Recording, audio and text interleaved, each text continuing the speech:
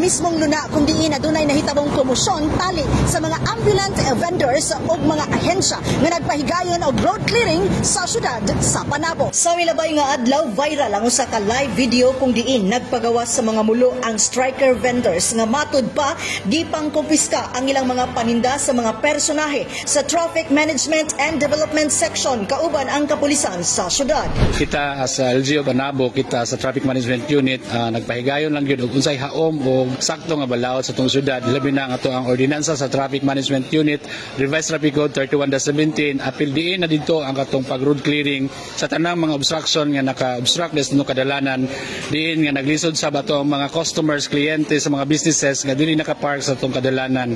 O kita po nagbase sa tong memorandum circular diya sa tong right of way diya sa to ang DPWH of National nga balaod o kina ato po ding gi-implementar o ato po nang gi-apply sa syudad sa Panabo para mahapsay atong kadalanan sa syudad sa Panabo. Usa ka tenant nga si Lizelle Bonilla ang mingsugyot ug miuyon sa gipahigayong pag-demolish sa mga paninda nga nakalaray sa dalan gawas sa maong premium market.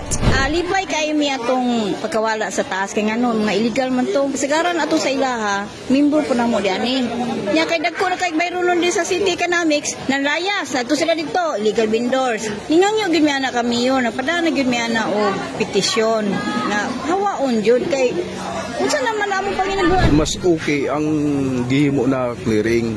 Ano man, para ang mga tao dili masyado kuan ba guot ang ilahang agianan diha kahugaw kay tan-awon sa syudad nato sa palengke nato. So ang ako lang diha nagyatagan naman sila ga time na magtinda diha pero minsan nag-aaway-away sila ba dili sila magkasinabot. So which is mali na diha nga kuan kay illegal man na siya diha. Usa-usab kadugay na nga tenant ang mihatag sa iyang sugyot nga matud pa nga tumanon ang mando sa mayor aron mahisubay ang tanan sa tama nga balaod. Apektado ba mo nga naay makita ninyo nga kaguot sa maong dalan? Isa po na nga maapektuhan po mi. Kay ang mga customer dapat nga makasulod unta dire nili nakasulod kay nanaras gawas. So para sa mga po as a tenant diri sa building is very advantageous sa mga it's because in daily operations namo is nami delivery. So kung namo gyud mga nagatinda sa tubangan namo so maglisod among delivery og sulod gyud diri sa mo ang store. So kami maglisod mi og kanang habwa sa mga stocks. Mga suppliers food affected po sila kay dili sila makatarong og sulod padulong diri sa mong RDU receiving area. Usa ka caretaker mi padayag sa iyang pagsuporta sa gipahitabo nga pagbaklas sa mga obstacle nga nakalaray sa maong luna. Ang nahitabo man gud gahapon ma'am kay naay clearing nya nagsupak man gud sila kay murag nagsukol sila ba pero ang tinuod dili man gid dapat nga kuan sila diha kay naa man gid sila pisto nga ilaha gatagan man gid sila sa ato ang gobyerno pero ang hitabo man gud kay biyaan nila ilang pisto nya mobalik na po sila da so dili man pud pwede nga dili siya badlungon sa ato ang panggobyerno kay bawal man gid sila diha. Gibarugan sa usa ka tenant nga sulod sa tulo ka tuig niyang pagpamaligya wala siya nisukad milapas sa gihatag nga luna.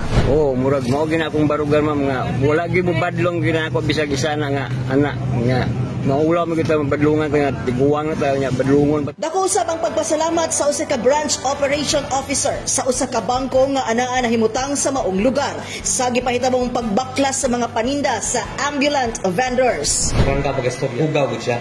Mostly may istorya na po ang mga businessman sa Panabo. Dili ko ganahan na sir kay dili pa parking. Parking number 1 nila nga concern. So ang ilahang gilikayan is ang sir security nila. In terms paggawa sa bangko, basig na may tabo, dili makuhan, kaya di mas nakatarong park. Mawawa, dili masagad nilang park na sa kinanda. Karon sir, so far, sunod yun ang among mga kliyente, kaya nag-clean na yun ang among front. Malag yun ito among concern na, kung ba, makainggan yung may mas daghan pa ng mga kliyente ba? Di makatabang yun sa city government o Panabo, kaya ma-engage mo sila other business go. Gilauman sa legal vendors nga magpadayon ang road clearing ug musubay sa balaudnon ang tanan nga maninda aron hapsay ug patas nga pagpaninda. Dugang pa pahinumdom sa mga personahe sa lokal nga panggamahanan nga mopwesto lamang sa gihatag nga lugar sa premium market alang sa mga mamaligyaay. Kini gihimo aron luwas ang mamalitay og vendors ilabi na duol kini sa National Highway nga pwede hinungdan sa aksidente o makadugang og traffic. Kauban sa camera si Richard Litas, kini si Dali Ahmad nga gikan sa City Information Office Broadcast Services alang sa Frontline News Panabo. Importante, informed.